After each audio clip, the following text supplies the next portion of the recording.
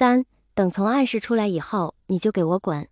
温潮满脸都是扭曲淋漓的恨意，滚出江家，滚出我们这个圈子，自己滚，滚得越远越好，最好不要让我再见到你。不要妄想能和江家求得联系和财务上的支援，要是被我查到阿四的任何一个人和你有任何一种形式的往来，你猜你们江氏还能苟延残喘几天？魏无羡淡淡的笑道，我知道，我会自己走得干干净净。他想，若不是江丰眠把他从孤儿院里抱回江家，那么自己这辈子怕都只能是个社会最底层的可怜虫。现在也不过是把自己所本不该得到的东西尽数舍去，全当是还报江家对他的恩情。紧接着他便被带进了位于温宅地下的一处十分偏僻的长廊，长廊的两侧全都是大大小小的暗室。魏无羡走进了其中一间。所谓暗室，顾名思义就是一间无光隔声的狭窄小室。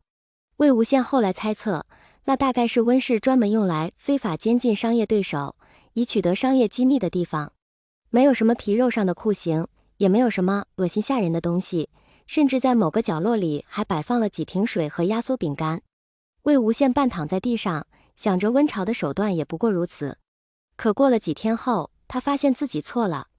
黑的，四周都是黑的，抬头是黑的，低头是黑的，无论把头转到哪里，不管是睁开眼还是闭上眼，都是漆黑黑一片，一点声音也没有，更不要提有人能同他说话。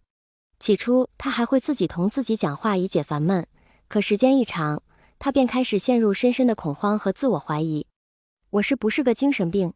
向左摸是墙，向右探也是墙，除了自己，他可以触碰到的便只是粗糙冰冷的墙壁。他分不清几月几号，分不清白天黑夜，完全感受不到时间的流逝。他在黑暗中愈发清醒，又愈发昏沉。他想强迫自己睡去，却又搞不明白自己到底是睡着了还是醒着。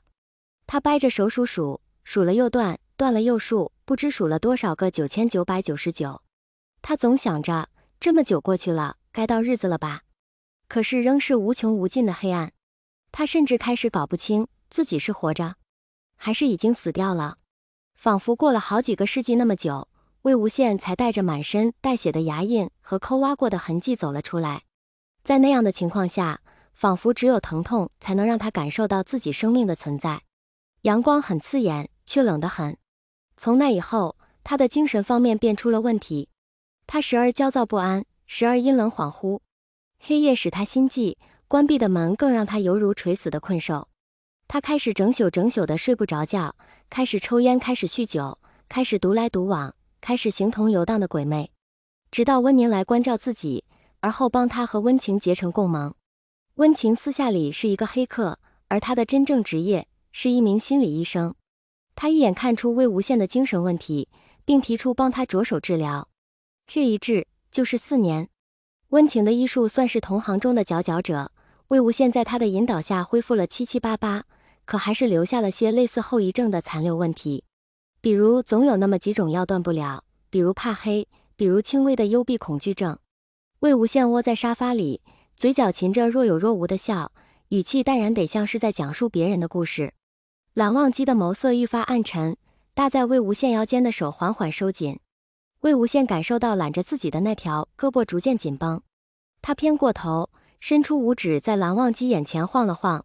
故事讲完了。怎么，听入迷了？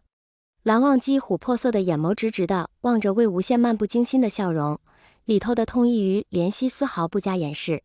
魏无羡被他的这种眼神折得心下发酸，正想开口再说些什么，对方的唇却突然附了上来。不同于之前任何一次的激烈凶猛，这个吻异常轻柔珍重，像是在呵护什么易碎的珍品。蓝忘机小心翼翼地将魏无羡拥入怀中，声线有些发紧，苦了你。什么？魏无羡先是一愣，随即笑着摇摇头，还行吧。要不是那样，我也不会下了狠心要灭了温氏，搞不好他们还要继续为非作歹下去。蓝忘机环着他的手上更用了几分力，默了默，沉声道：我的错。魏无羡的脑袋配合地朝他怀里拱了拱，瞎说什么？你怎么错了？蓝忘机的声音很低，没护好你。魏无羡闻言怔住，浓浓的暖意进入心房，瞬间充斥了他的内心深处，长得人眼眶发热发胀。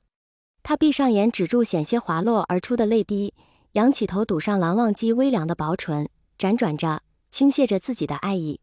都过去了，魏无羡贴着蓝忘机的唇，一双桃花眼闪烁着灼灼的光。我们不说这个了好不好？夜深了，不如……他的一只手从对方的下衣摆钻进去，不如我们来做点别的吧。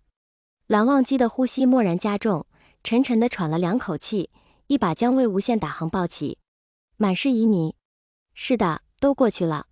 魏无羡在一阵浮浮沉沉的浪潮中想，管他夜如何黑，管他人心如何险恶，从今往后，终会有人护在自己身前，替他抵挡未知的荆棘。他再也无所畏惧。